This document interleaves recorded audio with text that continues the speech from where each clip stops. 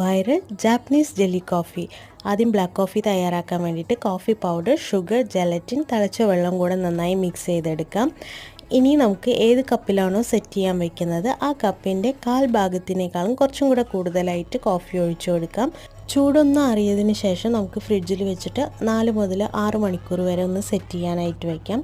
സമയമാകുമ്പോൾ നമുക്കിതിലേക്ക് milk mix തയ്യാറാക്കാം. അതിന് വേണ്ടിയിട്ട് പാലും കണ്ടൻസ്ഡ് മിൽക്കും കൂടെ മിക്സ് ചെയ്ത് മാറ്റി വെച്ചിട്ടുണ്ട്. ഇനിയിപ്പോൾ ഇതാ നമ്മുടെ ജെല്ലി തയ്യാറായിട്ടുണ്ട്. അതിലേക്ക് നമ്മുടെ മിൽക്ക് മിക്സ് ഒഴിച്ചു കൊടുക്കാം. നല്ല ഭംഗിയുണ്ടല്ലേ കാണാനായിട്ട്. ഇനി നമുക്കൊരു സ്പൂൺ അല്ലെങ്കിൽ നൈഫ് വെച്ചിട്ട് ഇതുപോലെ ഒന്ന് കട്ട് ചെയ്തെടുത്തിട്ട് മിക്സ് ചെയ്ത് കഴിഞ്ഞാൽ ഇതേ ജെല്ലി ഇതുപോലെ വിട്ടു വരും കേട്ടോ. അപ്പോൾ അതേ മോൾ സ്കൂൾ വിട്ട് വന്നിട്ടുണ്ട്. അപ്പോൾ അവളെ കൊണ്ട് തന്നെ നമുക്ക് ടേസ്റ്റ് നോക്കിക്കാം.